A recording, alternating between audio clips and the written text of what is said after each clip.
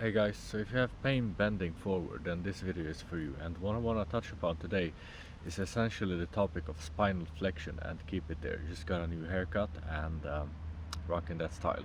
So essentially, when you bend forward or when you're deadlifting, for example, especially in the bottom position of a deadlift, you're performing spinal flexion, or well, in a deadlift, the bar is trying to pull you into spinal flexion, meaning rounding forward of the rounding of the low back, so to speak. And what's fun about this is that I was having a phase not too long ago where I was unconsciously bending forward with a lot of spinal flexion, and this triggered a bit of pain and stiffness, and all I had to do was redirect myself to do the complete opposite, which is a certain degree of spinal extension. More on that in another video, but essentially extending your low back, not flexing it, extending it backwards, essentially arching your low back in order to prevent your lower back from flexing forward. Now there's a good rule of thumb when it comes to training, but I want to expand that because a lot of people get stuck in thinking about having perfect form when you're training only. And if you're dealing with low back pain, then you actually need to broaden your horizons and think of maintaining perfect form throughout your whole day. Now, what is perfect form? Well, that's going to depend on your pain triggers. See, if you have pain when you're in spinal flexion, then chances are sitting slouched over won't be that productive for you. If you have pain in the bottom position of a squat, for example, then you might need to reconsider how you're squatting, perhaps squat to a box, for instance.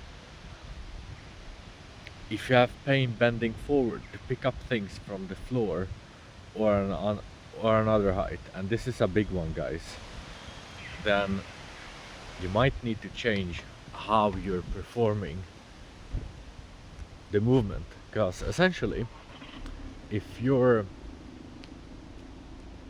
doing a movement, let's say 50 to other times per day, you're doing a lot of repetitions, and if you're doing that day in, day out, when you have a sensitized, I'm going to touch on this in a minute, a sensitized lower back, then you're essentially asking for trouble. Now, what does that mean? Well, it basically means this. If you, let's run with this example, I love this example. If you place your thumb on a flat surface, then you hammer your thumb. Good idea, huh? You hammer your thumb once, it's going to hurt. Let's say the intensity is at a medium. Yep. But you don't repeat it. Fine. You might get some inflammation. Don't think you'll break any bones, but the pain receptors are now activated.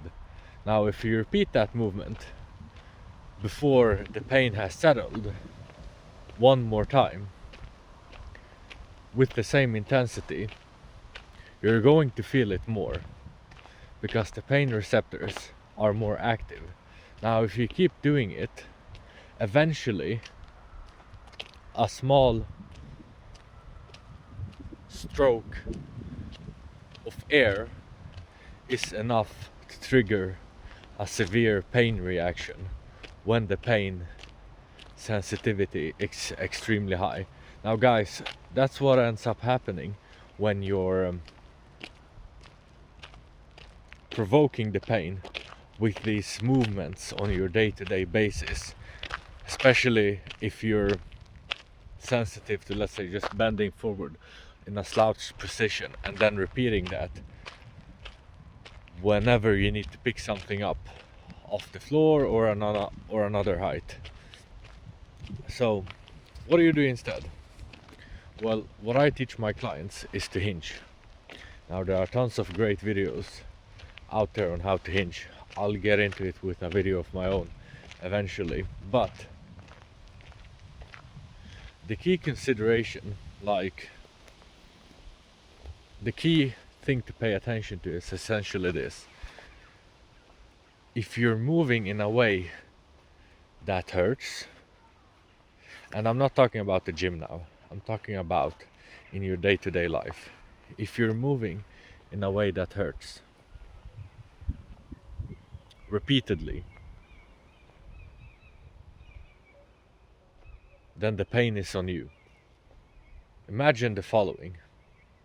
Imagine you had no idea on how to move in a way that hurts. Let's say the only, like theoretically, the only reason you're in pain is because of how you're picking things off the floor. Now I know it might sound simple, but I've seen cases of it. Now imagine you had no idea about how to move in that particular way, and instead you move differently.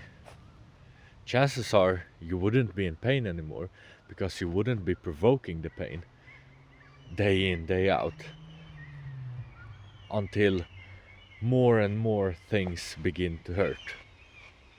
So, with that in mind, if you're in a position where you're in pain from bending forward, try mastering the hip hinge.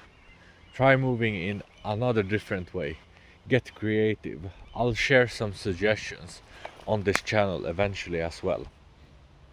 But for now, just imagine the following. If you had no idea about how to move in the way that actually hurts you, and you were moving in different ways, would you even be in pain anymore? Probably not, right?